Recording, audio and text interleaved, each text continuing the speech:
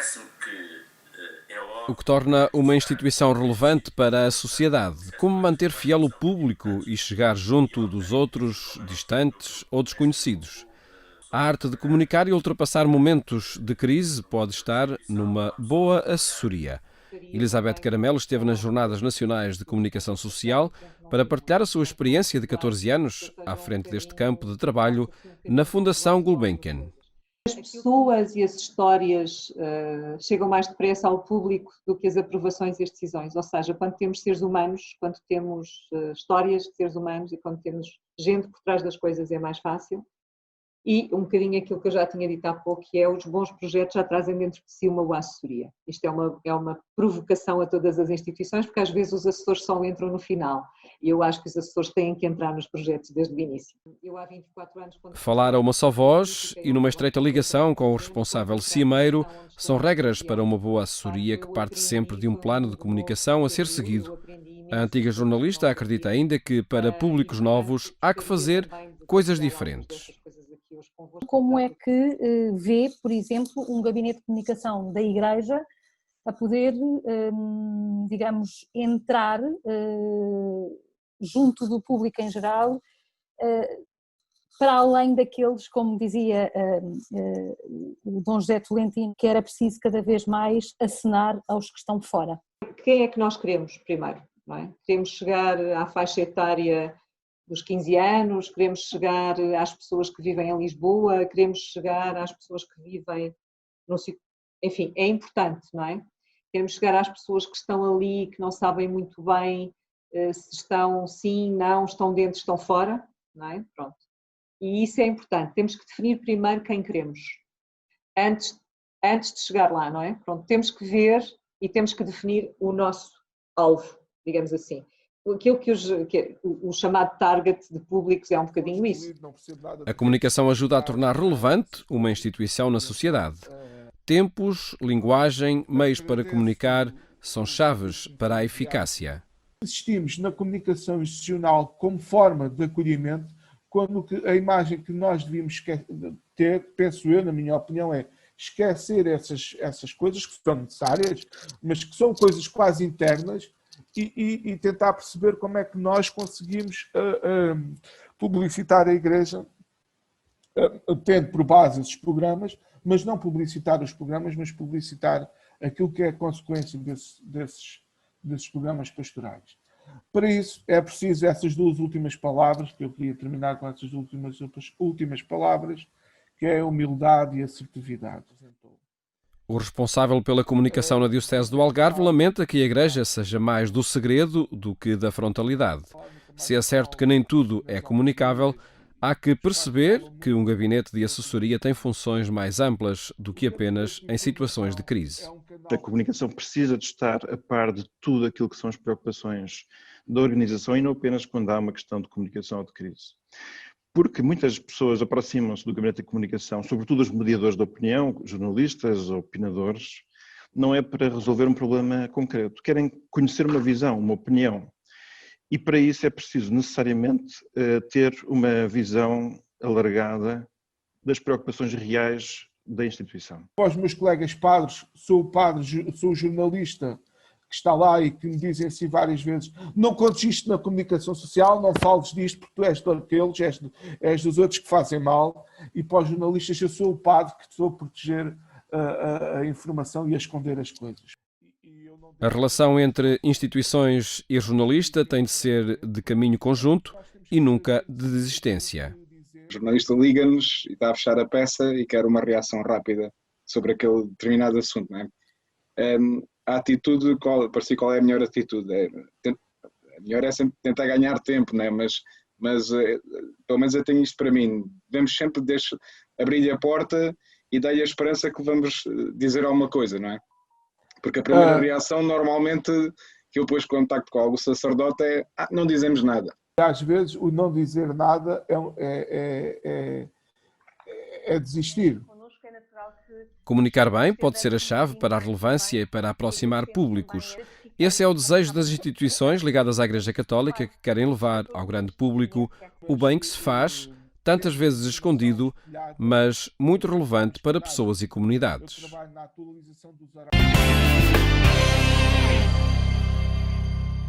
Conclusões de 2 dias de debates sobre a assessoria de imprensa, que agora queremos retomar com Isabel Figueiredo, diretora do Secretariado Nacional das Comunicações Sociais. Isabel, boa tarde, obrigado por estares neste programa. Antes vamos à própria metodologia das jornadas. Qual foi o objetivo, qual foi o propósito de promover debates sobre um conjunto variado de temáticas em torno da comunicação? Olha, foi uma imposição da atualidade, ou seja, nós percebemos claramente, tivemos um contacto prévio com os secretariados diocesanos e percebemos que as pessoas não tinham capacidade de fazer a reunião tradicional das jornadas, o encontro tradicional presencial em Fátima, na Domus Carmeli, como tem acontecido nos últimos anos. E, portanto, tivemos que partir para este novo formato e eu diria que ali nas vésperas foi um bocadinho a sensação de um salto no escuro, porque não sabíamos exatamente como é que as coisas se iam passar. Optámos por ficar uma sede mínima de pessoas ali no sítio habitual e depois percebemos que houve uma adesão enorme, tivemos imensas inscrições e, portanto, ultrapassou largamente as 100, esteve ali nas 140, 150 e pronto, e percebemos que a adesão era muito grande e que nós tínhamos que responder a isto. O formato em si foi também outro salto que nós demos, que é mais do que a tradição, que é sempre boa e que é sempre positiva, de termos exposições por parte de quem convidamos para nos falarem sobre determinados temas. Pensámos que, estando as pessoas em casa, a necessidade de poderem estar umas com as outras e de falarem umas com as outras também se impunha. E por isso optámos por esta modalidade que era meia exposição, meio trabalho de grupo e andámos à procura de temas que interessassem às pessoas, que nos pareceram que eram os temas que poderiam interessar, demos a possibilidade das pessoas se inscreverem naquilo que mais gostassem e voltou a ser uma boa surpresa, porque na verdade as pessoas corresponderam, estiveram presentes nas conclusões, no dia seguinte estavam lá outra vez e por isso eu penso que o balanço é muito positivo. E que resposta foi dada a algo que se pressentia, mas que não se percebia ou não se identificava imediatamente como claro, que era, na comunicação está o ambiente para as respostas que é necessário dar em tempos de pandemia, em tempos de distanciamento social. Também na Igreja Católica, nas atividades que faz e que tem quase sempre essa marca do encontro presencial, há agora que encontrar alternativas. Foram deixadas pistas para essas alternativas? Sim, eu penso que sim. Eu acho que foi o tom comum a todos os convidados e de alguma maneira também a todos os participantes que puderam falar, como é óbvio, nos trabalhos do grupo, esta conclusão de que em tempo de pandemia a comunicação ocupou um espaço que é o seu, naturalmente, mas que se tornou mais evidente e mais necessário. E também foi muito interessante perceber que os meios chamados tradicionais ou séniores, que estamos num deles, não é? Esses meios mantêm a sua importância e a sua relevância, ao mesmo tempo que os meios digitais também ganham espaço, não é? Mas não há um diminui em função do outro. Foi uma coisa que eu também achei muito interessante percebermos, em termos de conteúdos. Em relação à Igreja, que foi o nosso olhar mais apurado no segundo dia das jornadas, que foi o que é que se passa em termos de comunicação da Igreja, eu penso que sim, é claro e é nítido que todo o trabalho que se fez em termos de transmissões online, na sua grande maioria, foi muito positivo. Eu já tinha tido a ocasião de dizer isso aqui e penso que não é demais repetir. A pandemia não trouxe tudo de novo, porque já se fazia muita coisa lá para trás, não é? Eu penso que foi possível responder tão bem, porque já havia o trabalho feito atrás, não é? Portanto, ao fim e ao cabo foi um reforço, mas foi um reforço que ganhou uma consistência diferente. E eu julgo que daqui para a frente é preciso trabalhar estas duas dimensões também na comunicação da Igreja. Uma das dimensões da comunicação na Igreja é a assessoria. Ouvimos as conclusões de 2 dias de trabalho, olhando primeiro a experiência na Fundação Gulbenkian e depois numa diocese, nomeadamente a Diocese do Algarve. Que desafio é este que dioceses, estruturas locais, movimentos têm de promover a relação com o público através dos média? Olha, eu acho que é um desafio crucial. Não é nada que também não tenhamos essa consciência, já tínhamos essa consciência. Mas eu achei muito interessante quando a Elizabeth Caramel, que nos fez uma exposição muito clara e que vale muito a pena ouvir com atenção, e depois também a experiência do Padre Miguel Neto na Diocese do Algarve, é muito interessante quando ela diz que não é assessoria de imprensa só. Esse é um formato, é uma realidade que existe, mas a assessoria vai muito para lá disso, não é? E, portanto, quando ela nos dá como horizontes de trabalho coisas muito concretas, como a importância de um plano de comunicação, como a importância de um trabalho em equipa, como a importância de perceber que é preciso estar em diversos meios e conhecer diversos meios para se conseguir fazer uma boa assessoria e de maneira a que os bons projetos possam ter reflexo na vida da comunidade e na vida das pessoas, eu acho que nos abre muitas janelas de trabalho e muitos caminhos que temos obrigatoriamente que percorrer. Uma acentuação clara que passou tanto na conferência do Cardeal Tolentino no primeiro dia, como depois foi retomada neste debate da assessoria, foi a necessidade de contar histórias. Sim. E essa é uma marca desde toda a história do cristianismo, não é? Desde os relatos dos evangelhos. Sim, claro, eu achei, claro, contar histórias é muito bonito e eu até permito-me acrescentar outra observação do Cardeal Tolentino, que também tenho pensado nela muitas vezes, que foi quando ele, ao dirigir-se aos participantes, claramente muitos deles seriam jornalistas, mas não só, mas lhes disse que esta é a profissão mais bonita do mundo, porque dá a capacidade de contar as histórias e de contar as coisas boas. Outra coisa que também foi falada pela assessoria, a assessoria da imprensa também disse muito bem, a assessoria que a Elizabeth Caramel falou, que não é preciso contar coisas boas, é preciso falar de coisas boas.